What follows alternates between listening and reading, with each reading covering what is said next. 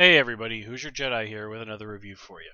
This time I'm talking about Episode 4 of Season 5 of Star Wars The Clone Wars called The Soft War. Um, Honestly, I thought this episode was just alright. While it does ultimately do a pretty decent job of advancing the story, there's just something about this episode that just doesn't really excite me very much, I guess is the best way to put it. And I can't really put my finger on exactly why, but let's get into talking about it anyway. First of all, I find one of the things that they talk about in this episode about how one of the keys to restoring freedom to the planet is getting the original king Denman, something like that. I keep wanting to call him Ten or Den or something like that. But anyway, getting the original king back. Now, I kind of have to stop for a moment and point out the irony of this, okay? No mention is made of any kind of a parliament or anything like that, so I think we could safely assume that Onderon is not any sort of constitutional monarchy. At best, they are probably an elective monarchy, but like Naboo. And there's no mention of the usurper, whose name is Rash. Gotta love the subtlety in Star Wars names sometimes, right? Being related to the original king in any way. Now, not that that automatically has to happen. I mean, the guy is a usurper, but, still. So, again, what we are looking at is somebody who is looking towards a monarchy as a source of freedom. And I don't think I really have to delve too deeply into why that may not be the most apt way to go for that sort of thing. Now, to be completely fair, just because a country is ruled by a monarch doesn't mean that it's essentially a dictatorship, except the person in charge wears a crown. That's not true at all. As I said, there are countries out there that are constitutional monarchies, with the United Kingdom being the best known example. And of course, even going back as far back as medieval times, the English had the Magna Carta, which was basically a prototype for many of the constitutions around the world. And basically, back in those days, it essentially spelled out some basic rights and even said quite clearly that even the king had to obey the law. Pretty progressive document for its time. But anyway, this still doesn't change the fact, though, that at the end of it, this is being backed by the Republic, who are a democracy. And you remember, in the end, at Revenge of the Sith, Obi-Wan even says to Anakin, my commitment was to the Republic, to democracy. And whatever type of government they have going on Onderon, it is probably not exactly a democracy. Not that that is necessarily bad, but I think it says that Onderon might be in a little bit more of a gray area in terms of where it is politically, despite the king obviously being a good guy. We just do have to sort of accept the fact that Jeffersonian democracy is not a workable form of government for every country in the real world. So I'm imagining Star Wars democracy is probably not the optimal choice of a government for every planet in the Star Wars galaxy. But that was something that crossed my mind while I was watching this, and let's not get too political here. At the end of the day, we're just talking about a cartoon show here, so all right, let's everybody keep a cool head, because election season. Oh boy, there are times when I'm really glad that I'm an expat and don't have to get bombarded by that 24/7 like I would if I was back in America. But anyway, let's move on to something a little bit more, still kind of political, but a little less inflammatory. And let's talk about the character design for Rash, the Usurper King. Now, if you look at him, it's pretty clear that Rash has some very obvious Roman influences. The laurel leaves around his head being the strongest one. In fact, his whole outfit kind of reminds me a little bit of a version of the one that Joaquin Phoenix wears in the movie Gladiator. Great movie. Love that. And another thing that's interesting about his outfit is that it's purple. Now, my understanding is that even in going back all the way to Roman times, and this is something that continued on throughout the medieval world in some places, is that purple was a color that was exclusively worn by royalty, by the highest ranks of society. I even remember reading somewhere at one point I'm very sure it was England, it was actually illegal for anyone who was not a member of the nobility to walk around wearing purple. I know you're not supposed to wear white after Labor Day or anything like that, but can you imagine actually getting arrested, maybe even imprisoned or executed or something like that, just for the color of your clothes? Man, olden times were messed up. But anyway, just a little something that I thought I'd raise for you guys, just to sort of point it out. And again, it's there to, I think, really sort of subtly inform us about Rash's character. I mean, as if his name wasn't, enough, and the fact that he keeps blaming the king for being the leader of a resistance movement, even though the king is basically, and he's even twice spelled this out explicitly, has not had contact with basically anybody but Rash and the goons at the palace for who knows how long. So, yeah, okay. So our main theme this time around, and is brought up by the Jedi, is purpose versus feelings. And obviously, it is Stila who is supposed to be defining purpose, and Saw who is supposed to be defining feelings.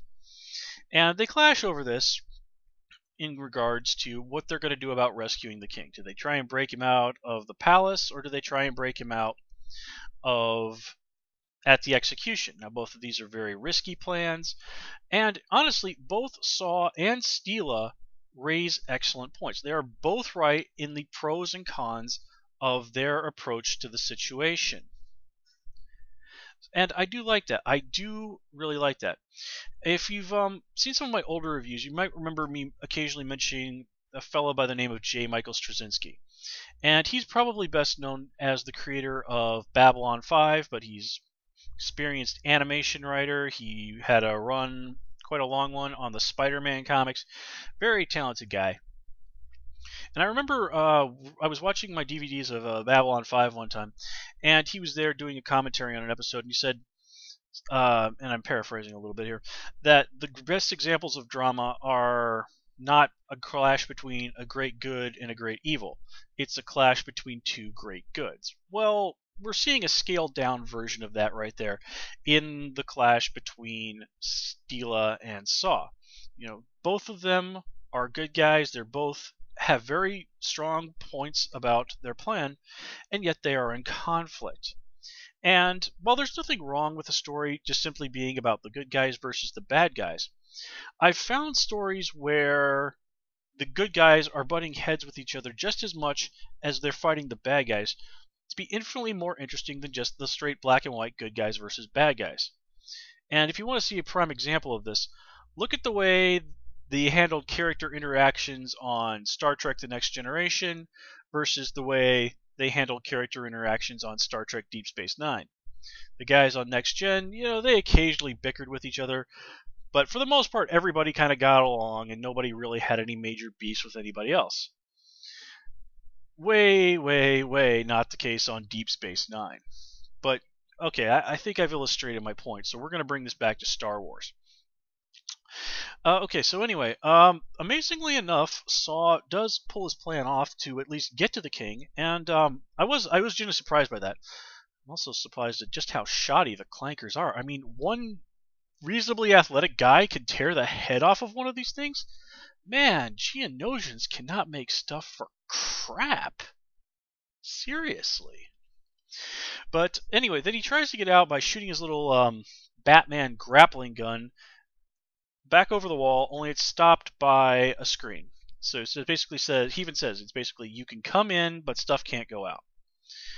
Okay, now I gotta wonder exactly how this thing works, because I'm gonna assume that there are birds on Onderon. I mean, what happens if one of those things just happens to fly over the palace? I mean, is it stuck in there? Are there like hordes of dead alien pigeons on top of that wall that we've just never seen? Now, I know I'm being a little ridiculous with this, and I'm mostly pointing this out just for the simple comedy aspect of it. But I do legitimately wonder exactly how it is that works. Is it the speed? Obviously a grappling hook is going to travel faster than a pigeon. But I'm harping on a needless detail. I know it. I just it's something that crossed my mind while I was watching this episode, so I thought I'd share it with you. Now, let me get to my main problem with this episode, and that happens during the rescue. Now, first of all, I do sort of get a strange kick out of the fact that they bothered with a space guillotine. But anyway, and that is during the attack to save the king, nobody even seems to think for a moment, hey, why don't we shoot Rash? Why don't we shoot the usurper? Why don't we shoot the main bad guy? He's right there. I mean, seriously, when they attack, Lux even goes up there and basically shoves the guy out of the way. I mean, come on, Lux, you really couldn't have just taken a second to pop two in his chest or something? Now, again, I know the Ondaran Resistance are meant to be freedom fighters and good guys and all this other stuff. But first of all, it's not as if we haven't seen the heroes doing extraordinarily morally ambiguous stuff. Okay, we've seen that. We've seen the Jedi being willing to forcefully use their mind powers on Cad Bane and Poggle the Lesser. And remember, it wasn't just Anakin who was doing this. It was freaking Mace Windu and Obi-Wan joined in trying to forcefully get information out of Cad Bane's mind. And, there was the whole thing of Mace Windu not even offering so much as a sorry you had to see that to Boba Fett when it came to the whole cutting his dad's head off right in front of him. But anyway, and it's not as if we haven't seen heroes on this show kill people. Okay, we have. I mean, remember Anakin, I forget the guy's name, stabbing the guy through the chest to stop him from blowing up the ship? But anyway, you get the point I'm making here. And it's not, again, as if the show isn't willing to be dark. It isn't as if it isn't willing to have people die. I mean, remember that Jedi that was tortured to death on screen? Oh yeah, and Saw got tortured this episode as well.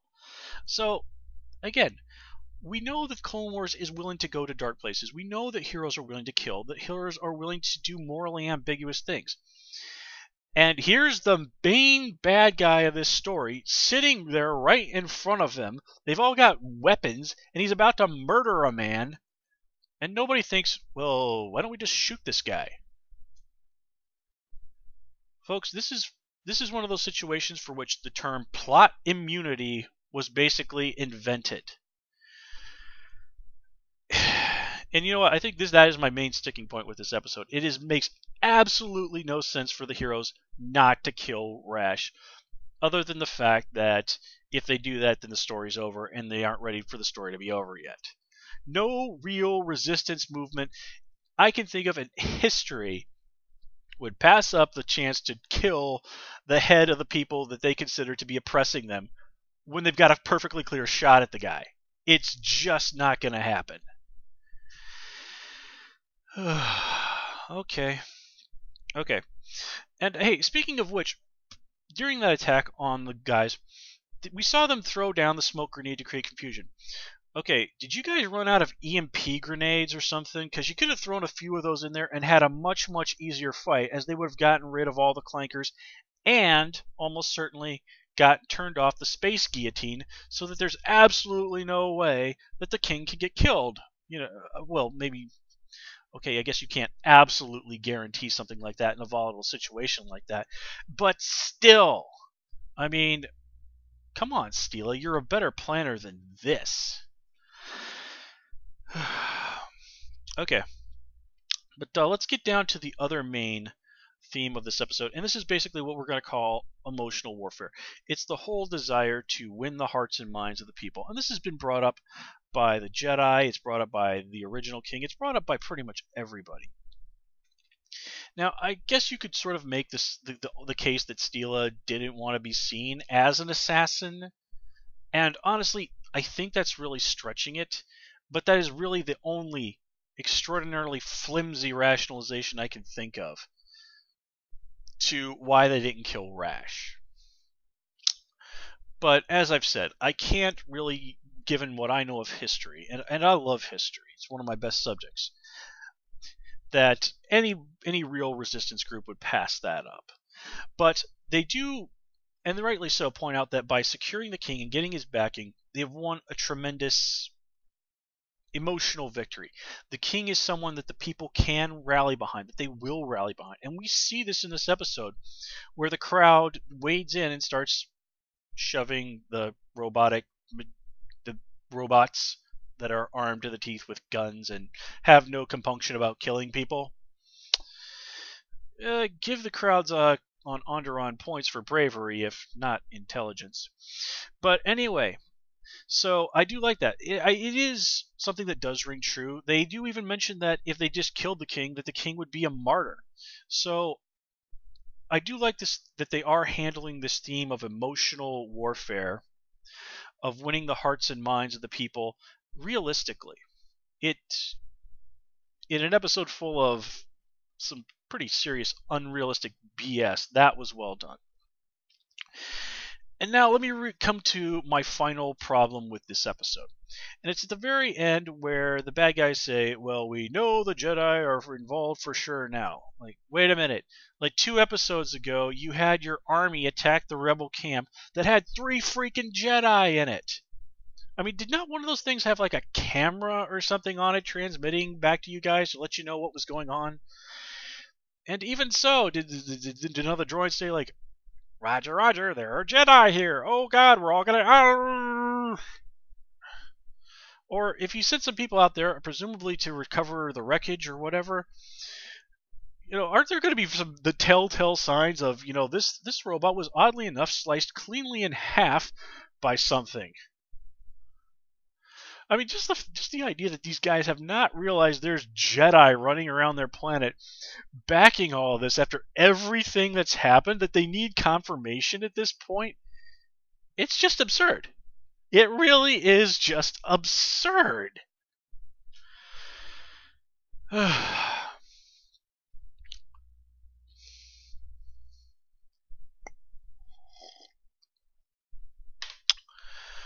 Okay, folks. I think after talking about this episode with you guys, I think it's become quite clear to me as to why I'm not particularly well disposed towards this episode. So with that said, let's hope next week's episode is better. Now, as always, please comment, rate, and subscribe. Of course, you can follow me on Twitter at Hoosier Jedi. And until next time, take care and have a good one.